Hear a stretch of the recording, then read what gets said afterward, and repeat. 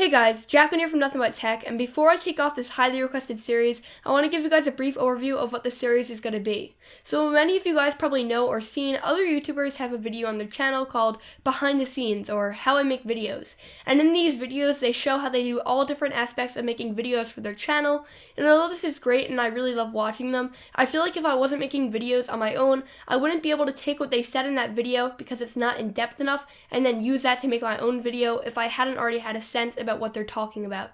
So instead of making one long video with all of these different aspects of video production, I'm going to break it up into a bunch of videos where in each video I go in depth in one area of video production to help you guys make videos and broaden and enrich your knowledge. So along with showing you guys how I do one aspect of making videos, and this video aspect could be audio, visual, like video A-roll or B-roll, or any other thing in between like text tracking, which I'm actually going to be showing you guys in this video.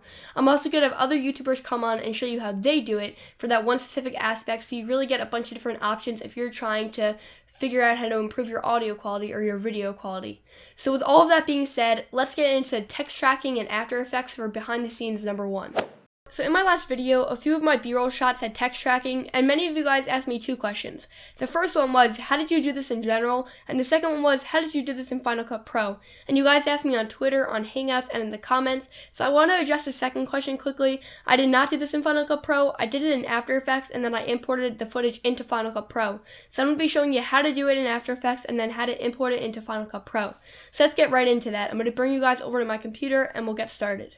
So as I just mentioned before, I use Adobe After Effects and I use CC 2015, and I also use this in conjunction with Final Cut Pro. So I take the clips that I want to text track and I put them into After Effects, and then I export them and then re-import them into Final Cut Pro. So I'll show you guys how to do that whole process a little bit later, but let me actually show you how to use Adobe After Effects to text track.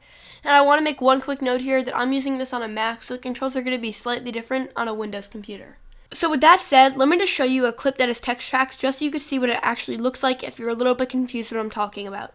So let me just open up my Final Cut Pro X project over here, and this is the clip that we're going to be text tracking, and this is a clip that was text tracked. So as you can see, the text moves when the object in my hand moves, creating a really nice experience. Instead of just having static text, which is what a lot of people use, it looks a lot better when it moves, and it makes the clip look like a whole new clip instead of having no text at all. So now since you've seen what it looks like, here's how to do it. So we're going to go back over to Adobe After Effects and we're going to click New Project. So now we're going to import the clip that we want to use. So right over here, I put it on my desktop, so I'm just going to drag it up here. And then from there, I'm going to drag this into my timeline. Now, if you want to mute the clip, you could just click right here, and I always do that as I don't use audio from B-roll footage. So here's the actual clip. Let me make this full screen so you guys can see a little bit better.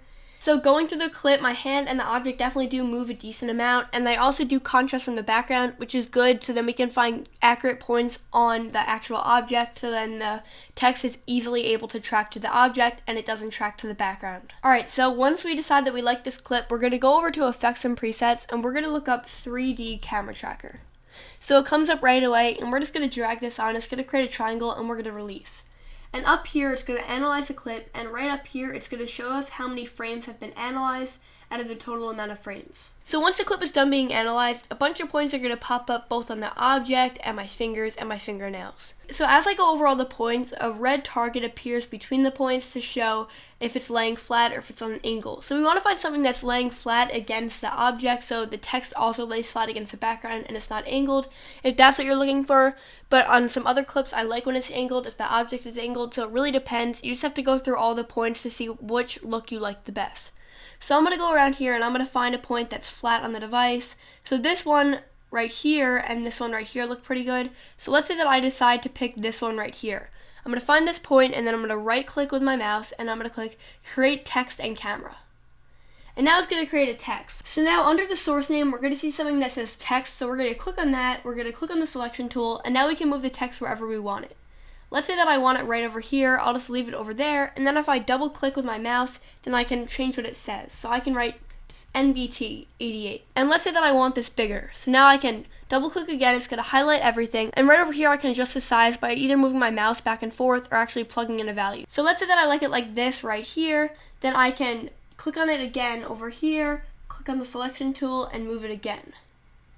Now if we watch this clip through, we can see that as my hand moves, so does the text. Now another thing I should mention is that you want to select a point on the device that isn't going to move out of frame. So let's say that I pick something down here. As we scrub through this, you can see that eventually my hand does go out of frame. So you want to pick something that's going to stay in frame in order for this to work. Otherwise it's going to stop tracking and the clip will be cut short. So the point that we picked worked out pretty well. If we watch this back, we can see that as our hand moves, the text moves really nicely. And you can definitely fix this a little bit if it's on an angle.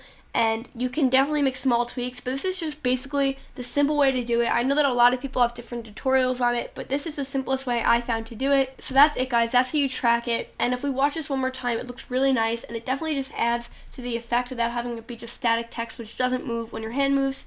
Now, you don't want to overuse this effect necessarily, but when you do use it, it adds a really nice look to your video. So once we're happy with the way the clip turned out, we have two options for exporting. So first we're going to go up to File and Export. Now our two options are Adobe Media Encoder Queue or the Render Queue. Now keep in mind the Media Encoder Queue does compress the files a decent amount, and the Render Queue completes really big files. So I usually use the Render Queue, but then I compress them a little bit afterwards with a third-party application. So I'm going to click on Render Queue over here, and then all these settings are going to come up, and you're going to click Output To, and you're going to click in the clip, and then you're going to say where you want to output it to and what you want to save it as. So I'm going to name it Text Tracking for the video. And I'm going to save this on my desktop for now though, although if you're doing a lot of these, I would buy an external hard drive like I have here, but just for the purpose of this video, I'm going to save it to my desktop. So now I'm going to click save, and once all the settings are good, I'm going to click render. And one trick while you're rendering, if you want it to render faster, if you turn the caps lock on your keyboard on, it will stop a preview from being shown, which makes it render faster. So once it's exported, if we go back over to the desktop, we'll see it right here. So if we open this up, it's going to convert the file. And it always does this on Mac computers. I'm not positive if it does it on Windows computers because I don't use After Effects on Windows computers. So once the file is completely converted, you'll be able to access it, and then you just import this into Final Cut the same way you import any other clip, but I'll just show you how to do that quickly if you don't know how. And this is my project for the setup tour 2015. So just for the purpose of this video, I'll add in the converted one. So now I'm going to take the clip and I'm just going to drag it right into the project, and if you don't have the project, then you can drag it right into the event. And then you'll be able just to play the clip and it will look really good. But keep in mind you can't make any changes to the text on here because the text is part of the video file. So if you do need to make changes, you have to go back into After Effects to do that. But that is how to do text tracking in After Effects and then import it into Final Cut Pro. So that's going to be it for this video. Thank you guys all for watching. And if you have any ideas for BTS number 2, leave a comment down below. I'm thinking audio or some kind of aspect of filmmaking. But if you guys have something that you really want to see right away, please leave a comment down below. And also leave a comment down below if you like the series idea. And I'll catch you guys in the next video. Thank you guys all for watching.